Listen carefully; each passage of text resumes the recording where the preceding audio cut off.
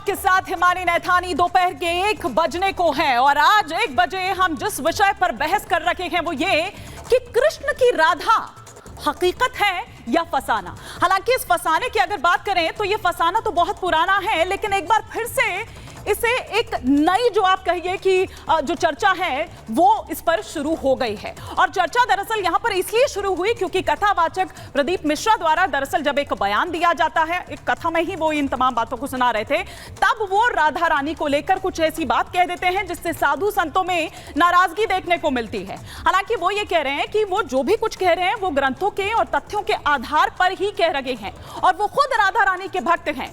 लेकिन मामला जब धार्मिक भावनाओं से जुड़ जाता है तो नाराजगी का लेवल कुछ अलग ही होता है। कथावाचक प्रदीप मिश्रा जिनके बयान पर हम चर्चा कर रहे हैं, राधा रानी को उन्होंने बरसाने का बताया ही नहीं है। वो कह रहे हैं कि राधा रानी बरसाने की नहीं थी, राधा रानी के पति का नाम अनय घोष है।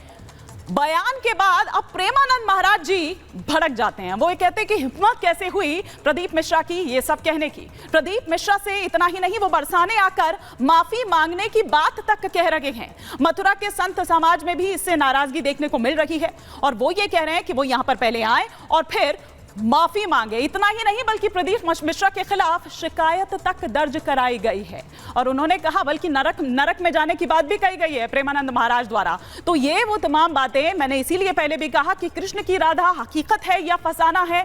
पुराणों की हम बात करेंगे, यहाँ पर महाभारत के हम यहाँ पर बात करेंगे कि क्या जिक्र यहाँ पर मिलता है कि नहीं मिलता है, ये यहाँ पर देखने वाली बात होगी। लेकिन अब ये जो चर्चा है वो एक बार फिर से शुरू हो गई है, वो एक बार फिर से शुरू हो गई और उस पे साधु संत क्या कह रहे हैं, क्योंकि इस तरह की जो नाराजगी है आपस में ही साधु संतों में, क्योंकि वहां भी पक्ष और विपक्ष हो रखा है, वो कम ही देखने को मिलता है। पहले आपको इस मुद्दे को थोड़ा और विस्तार से समझाते हैं एक रिपोर्ट के जरिए, उसके बाद एक बड़ा पैनल हमारे साथ यहां पर होगा, हमारे साथ हिस्टोरियन भी होंगे, वो किस तरह से इस पूरे मुद्दे को देख रहे हैं और क्या कहते हैं हमारे वेद पुराण, क्या इसमें जिक्र है नहीं है। पहले एक रिपोर्ट देखिए।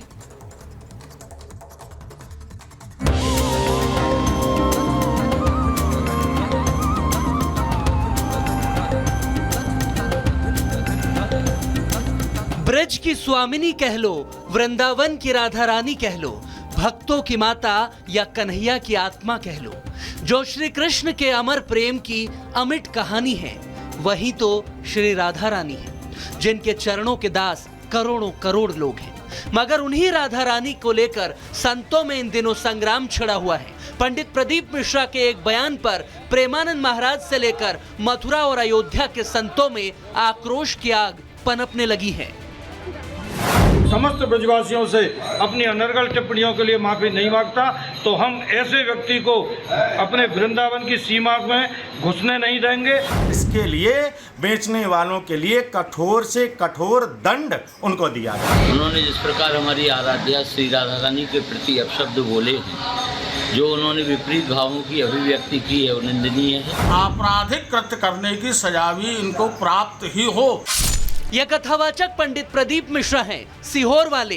कुबेरेश्वर धाम में रुद्राक्ष वितरण से खूब चर्चाओं में रहते हैं, लेकिन इन दिनों राधा रानी के ससुराल और उनके जन्म स्थान को लेकर उनके एक दावे ने विवाद छेड़ दिया है। जैसे ही यह मुद्दा वृंदावन के प्रेमानंद महाराज के सामने आया तो वो भड़क गए।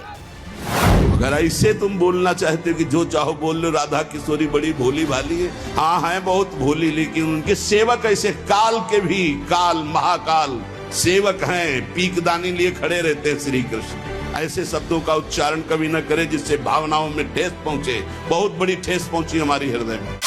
संतों के आक्रोश की वजह है कथावाचक प्रदीप मिश्रा का एक वीडियो जो सोशल मीडिया पर जमकर वायरल हो रहा है, जिसमें राधा रानी के पति और उनके सास ससुर को लेकर कई बातें कही गई हैं। इसके बाद से ही विरोध शुरू हो गया और ये मामला अब पुलिस तक जा पहुंचा है।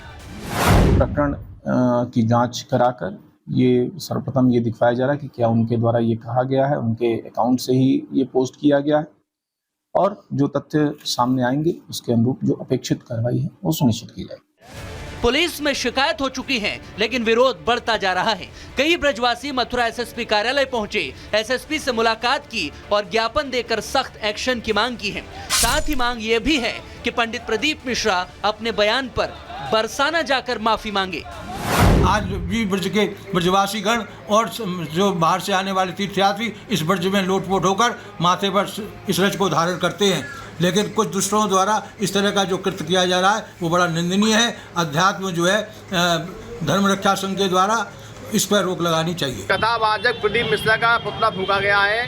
प्रदीप मिश्रा ने हमारी आराध्या राधा रानी के बारे में जो गलत टिप्पणी की है उसके विरोध में यहाँ सभी ब्रजवासी आक्रोशित हैं। सभी ब्रजवासियों ने प्रदीप मिश्रा का पुतला फूंककर उसमें जूते चप्पलों से मार लगा के उसको गंदे नाली में पटका गया है। मामला तूल पकड़ता जा रहा है, लेकिन पंडित प्रदीप मिश्रा का दावा है कि उन्होंने जो भी कुछ कहा है वो ग्रंथों और तथ्यों के आधार पर कहा है। वो ये भी दावा करते हैं कि खुद राधा रानी के भक्त हैं, लेकिन धार्मिक भावनाओं से जुड़ा मामला है तो नाराजगी बढ़ती जा रही है। मैं आपको चैलेंज कर रहा हूं, आप मेरे साथ बैठिए। आपकी 7 दिन के शिव पुराण में अगर मैंने 70 अप्रमाणित बातें नहीं निकाल दी, 70 बातें 7 दिन की कथा में तो शिव पुराण में कहीं नहीं लिखी हैं, और आप शिव पुराण के नाम पर बोलते हैं तो बात आगे करेंगे। तो माँ का नाम कृपया, माँ सर्वत्र पूजनीय, आपकी माँ मेरे लिए मेरी माँ के समकक्ष ही है और वो मेरे लिए परम आदरणीय है। कृपया उनका नाम दुरुपयोग में न लाएं।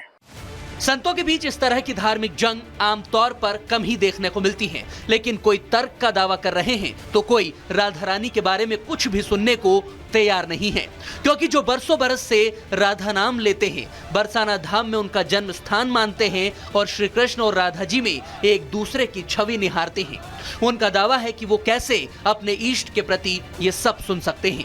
खैर, देखना होगा कि यह मामला कहां जाकर शांत होता है। Bureau report, Republic Bharat.